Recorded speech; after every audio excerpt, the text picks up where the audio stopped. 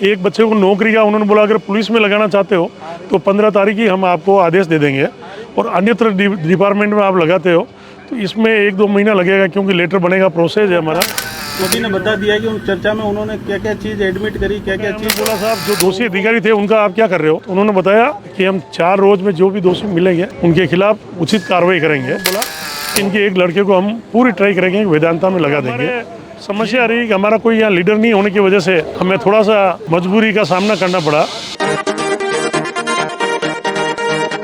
Rajsamand police के जांबाज जवान पूरण सिंह चौहान का निधन होने के बाद आक्रोशित लोगों की प्रशासन और पुलिस के अधिकारियों से वार्ता के बाद आखिर सहमति बन गई, और इसके साथ ही अब उनके पार्थिव देह को राजकीय सम्मान के साथ उनके पैतृक गांव कल्लाखेड़ी नाथद्वारा ले जाया गया, जहां पर उनके अंतिम संस्कार की तैयारी चल रही है।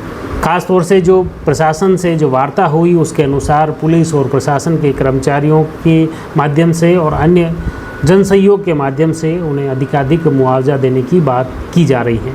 साथ ही एक पुत्र को अनुकंपा नियुक्ति के तहत उन्हें फिर से सरकारी नौकरी मिलेगी, जबकि दूसरे जो पुत्र को कहीं हिंदुस्तान जिंक में उच्चाधिकारियों से वार्ता कर वहां पर उनके नौकरी की व्यवस्था करेंगे।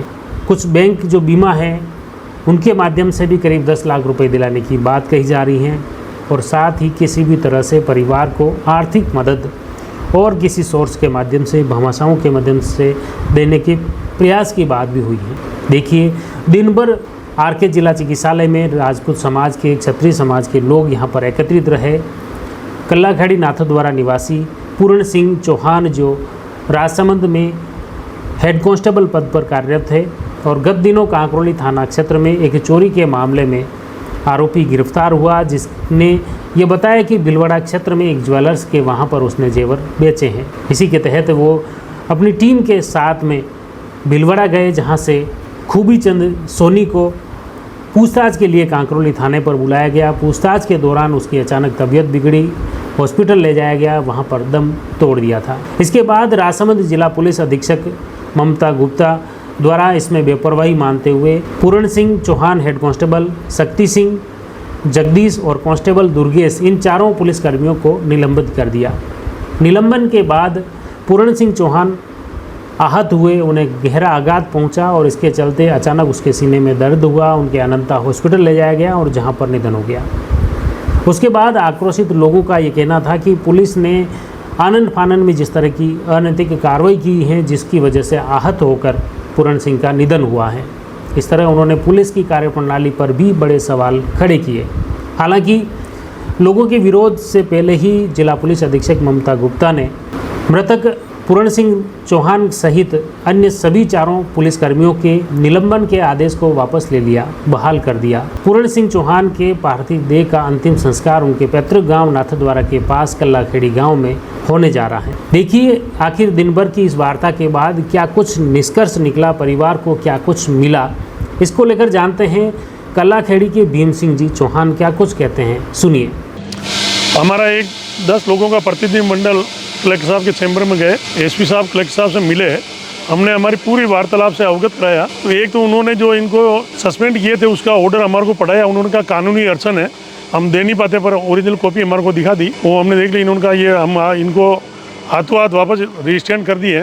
दूसरा, एक बच्चे को नौकरी का उन्होंने बोला अगर पुलिस में लगाना चाहते हो तो 15 तारीख ही हम आपको आदेश दे देंगे, और अन्यत्र डिपार्टमेंट में आप लगाते हो तो इसमें 1-2 महीना लगेगा, क्योंकि लेटर बनेगा, प्रोसेस है हमारा। उस तरीके से अगर कोई आपकी पूरी दौड़ भाग रहेगी तो 2-3 महीने में उसका काम हो जाएगा।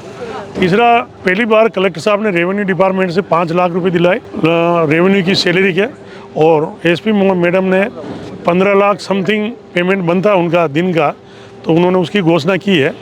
और एक बैंक का जो इनका कोई इंश्योरेंस है, इनकी कोई गाइडलाइन है, उसमें एक्सीडेंट हो जाता तो उसको 75 से 1 करोड़ रुपया मिलता, 75 लाख से, पर इसमें 10 लाख की ही मिल पाएंगे, ये बात हुई है। बकाया हमने बोला साहब जो दोषी अधिकारी थे उनका आप क्या कर रहे हो, उन्होंने बताया कि हम 4 रोज में जो भी दोषी मिलेंगे उनके खिलाफ उचित कार्रवाई करेंगे। फिर अनऑफिशियल हमने 1-2 अधिकारियों से बात की, उन्होंने बोला इनके एक लड़के को हम पूरी ट्राई करेंगे, वेदांता में लगा देंगे। यही बात होकर कारण ये कि इस लड़के की माँ और इसकी मिसेज की स्थिति बहुत गंभीर है, तो सब लोगों ने देख के निर्णय लिया और बात भी प्रशासन के लेवल पर जो हो पा रहा था वो हुआ है। और हमने देखा कि वो हुआ, पर हमारे समस्या रही कि हमारा कोई यहाँ लीडर नहीं होने की वजह से हमें थोड़ा सा मजबूरी का सामना करना पड़ा।